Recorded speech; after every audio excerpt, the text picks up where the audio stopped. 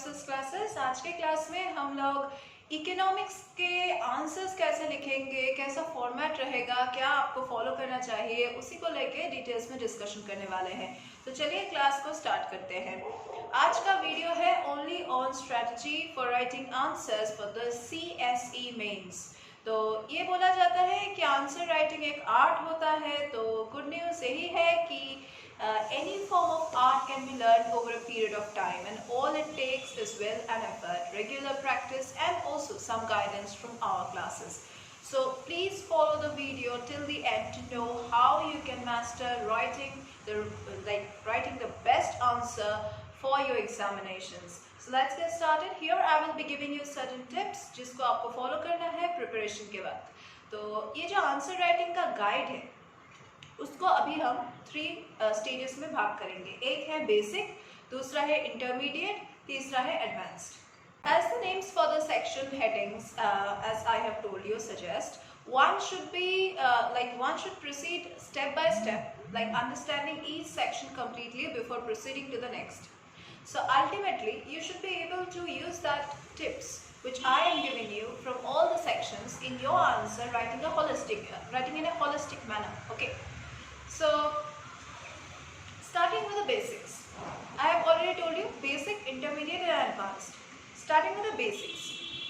Basic section of answer writing basically tackle करता है bare minimum requirements which are required for the effective answer writing. तो आप minimum requirements यहाँ पे क्या है? First of all, the answer that you are going to write has to be very much effective in order to earn an advantage over the competition. इतना ज़्यादा competition है, सभी यहाँ पे प्रिपरेशन कर रहे हैं, तो आपका आंसर ऐसा होना चाहिए जो स्टैंड आउट करे। To write an effective answer, there are certain basic tricks that you need to know, and these tricks I will be discussing now one by one. So do follow. So what are the do's and don'ts that you need to follow? First thing that you need to do is to understand the question fully and then correctly. And then also correctly understand that question before contemplating an answer for it.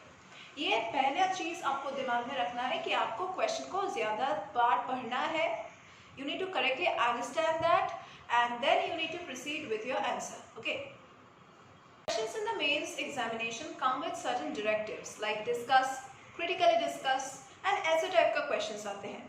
So you should be able to grasp clearly what that particular directive is asking you to do. And you should also consult the accompanying table on various directives and their meanings. Next thing जो आप कर सकते हैं वो है to develop a basic mental framework of the answer before actually committing anything to the paper. So दिमाग में सोच के रखिए, दिमाग में सोचिए कि क्या आपको लिखना है। 10 बार लिखिए, 10 बार आप क्रिस क्रॉस कीजिए, वैसा ना हो, ठीक है? वैसा ना हो तो इसीलिए आप मेंटली प्रिपेयर कर लीजिए कि क्या आपको लिखना है। Now this is a very crucial skill that you all need to develop on a war footing. It should be that the moment you have read and understood the given question, you immediately start forming the structure for the answer in your mind. With practice, it becomes easier and easier to do this, and if required, you can jot down your points with a pencil, whatever you remember and whenever you remember it, just jot down certain points, and then you can just write it down in a proper way in your paper. Now the last point is important because sometimes we tend to forget, or we simply we are unable to recall from the memory at the very last minute कि क्या हमें लिखना है. तो it's better that you write it down with a pencil somewhere so that जब आपके मन में वो टॉपिक ना रहे या फिर वो पॉइंट ना याद रहे तो आप वो जगह पर कंसल्ट कर सकते हैं जहाँ पे आपने पेंसिल से लिखा हुआ था आंसर, या फिर पॉइंट्स जो आपने लिखा हुआ था, which can just drastically affect the quality of your answer. अभी हम लोग डिस्कशन करेंगे कि क्या आपको करना नहीं है. Don't wait for the answer to come to you. Instead, force it to come out. Okay. For example, ये बहुत ही important है कि आप ऐसे सीखें कि किस तरह से आंसर को force out करना है अपने अंदर से. So this is not something very hard to achieve.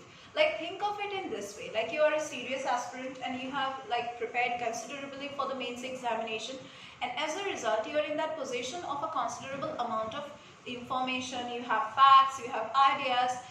If time was not an issue in an examination, you could contemplate like generously before each and every sentence you write, but within a given time limit, you do not have such luxuries of time.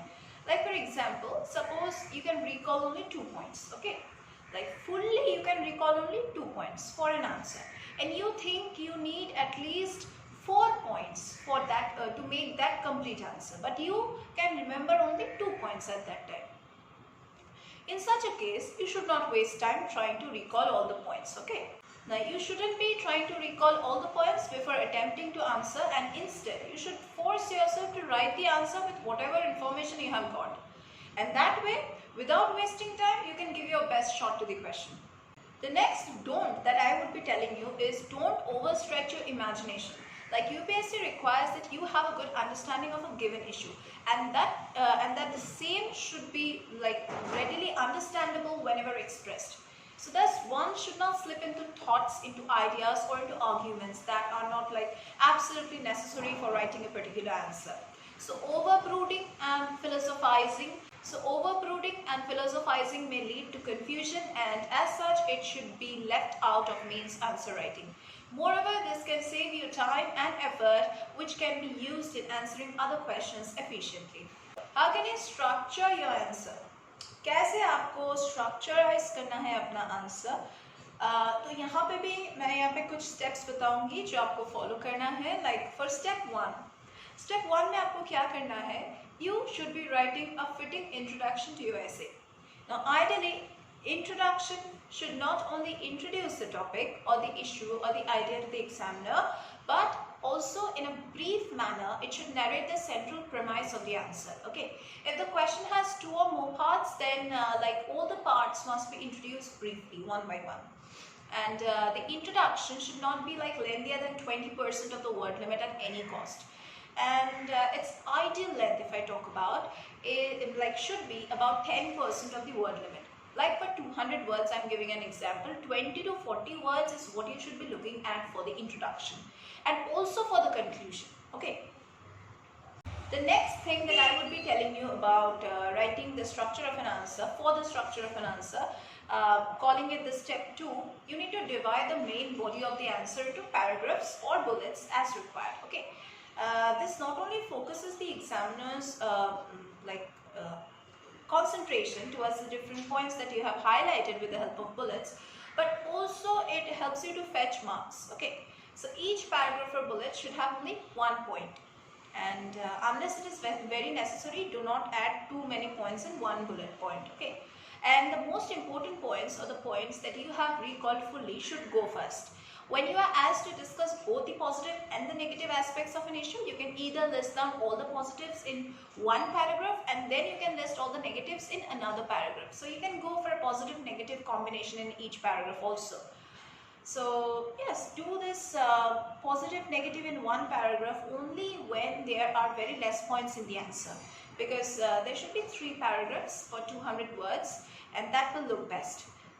And for all other purposes, go with the former. Like the former one that I have told, like only 1 point will be there in one bullet like step. Now another point that I would be telling you is to wrap up your answer with a well-balanced conclusion. Now of course, when you are writing an essay, you should be having intro, body, and the conclusion, right? So conclusion also should leave a very subtle impact on the person who is reading. So you can balance your conclusion with a healthy positive opinion. Now the opinion does not necessarily have to be original, but ideally and mostly it has to be a positive one. Never end on a negative note or tone, okay? You must be able to see the silver lining in the clouds. Also, never end the conclusion by posing another question. Like if you want to pose a question as a part of your answer, do so in the main body of the answer only. Also avoid ending your answer in the rhetoric and instead try to put a solution or a way forward. Like this shows a positive bent of mind and a willingness to find the solutions or things that any SCE aspirant should be possessing. Now in a little bit of detailed manner, I would be telling you how you can introduce and conclude your answer. Talking about the introduction first, For introducing your answer, choose first the crux of the problem or the crux of the issue or idea that the question is inquiring about. Then add to it the one-line version of the answer that you are planning to write. Finally, if space permits, write the verdict or the sentiment or the judgment in any another line. Okay. So basically, the introduction is 3 sentences that lets the examiner know beforehand that you know the answer and that you are not going to beat around the bush looking for the right answer. Now talking about the conclusion.